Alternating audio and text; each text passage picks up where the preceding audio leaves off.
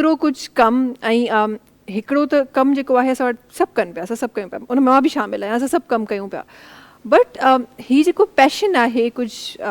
Creative करण जो, इहो पैशन कीअं पालींदा आहियो? अच्छा, क्रिएटिव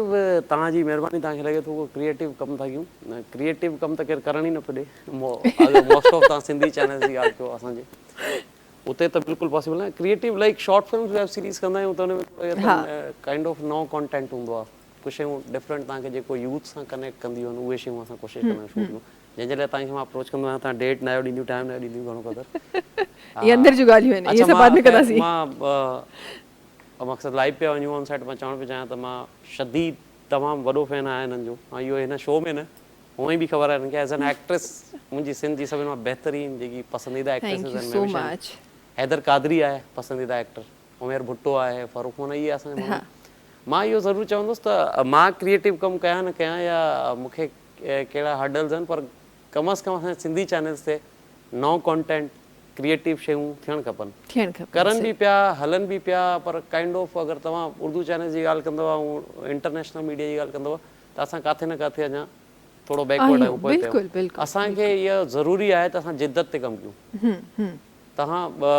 ही पंहिंजो धरती आहे, सिंध टीवी आहे, जेतिरा बि चैनल्स आहिनि असांजा,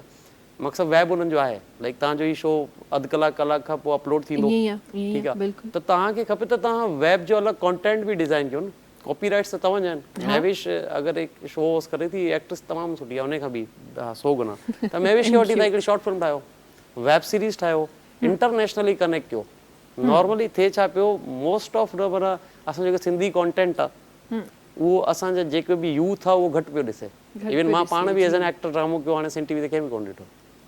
सही ऑनेस्टली वारा। त असांखे खपे त असां थोरो स्टाइलाइज़ कयूं, थोरो असां डिजिटल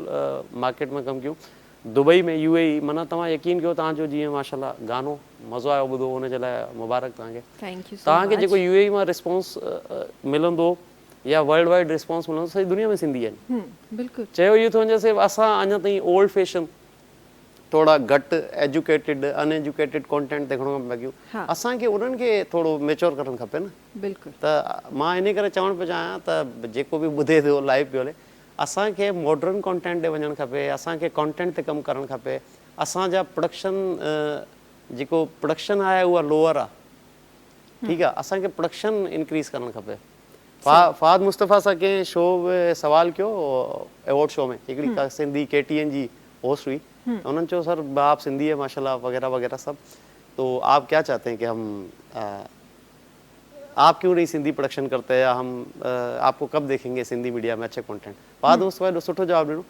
चई असांजा सिंधी मीडिया वारा ॾाढो सुठो कमु पिया कनि,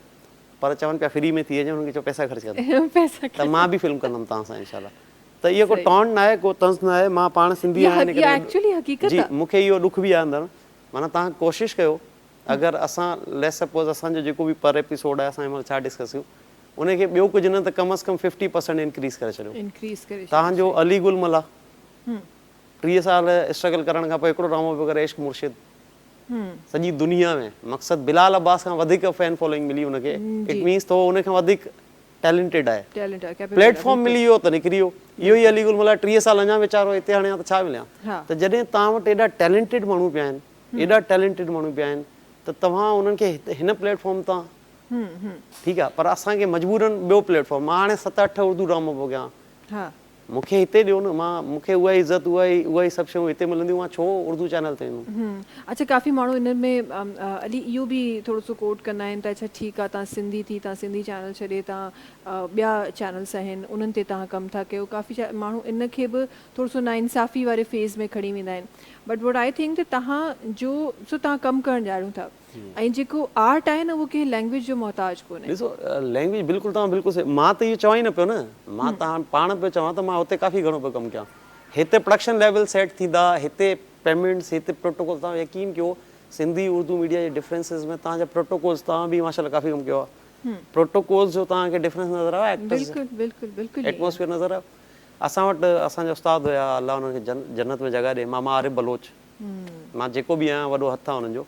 मां उहो वाहिद माण्हू ॾिठो जेको सिंधी मीडिया में एक्टरनि खे उहो प्रोटोकॉल, उहा रिस्पेक्ट ॾींदो हुयो,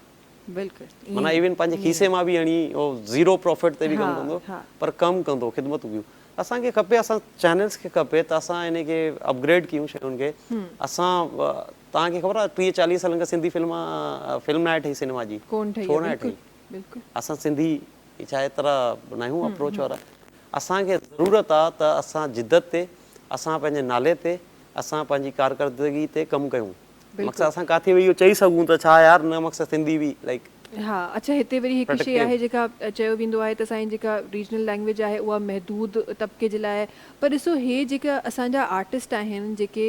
हिननि चैनल्स खां निकिरी थोरो सो कमु कनि था, हिकु वॾी मार्केट में कमु कनि था, उन्हनि खे जॾहिं दुनिया पसंदि करे थी, दैट मीन्स त असां उहा बि त असांजा ई आर्टिस्ट आहिनि न, असांजी ज़ुबान ॻाल्हाइण वारा माण्हू आहिनि न, पर दुनिया उन्हनि खे पसंदि करे थी। छो न असां उन्हनि खे हिते अहिड़ो कमु ॾियूं जेको माण्हू ज़ाहिर आहे तव्हां उन आर्टिस्ट सां गॾोगॾु तव्हांजी बि उहा ई इहा ई त महवेश सम्झण जी ॻाल्हि आहे, इहा ई महवेश कुरैशी, इहो ई अली सैयद, इहो ई अली गुलमला, साॻियो एक्टर आहे, साॻियो बणिको, साॻियो पर्सनैलिटी आहे। हिते रही कुझु न पियो करे, प्लेटफॉर्म चेंज थो थिए, उहो छको हणी थो छॾे यार। मक़सदु भले मतिलबु वर्ल्ड वाइड आमिर खान बि भले पियो चए यार।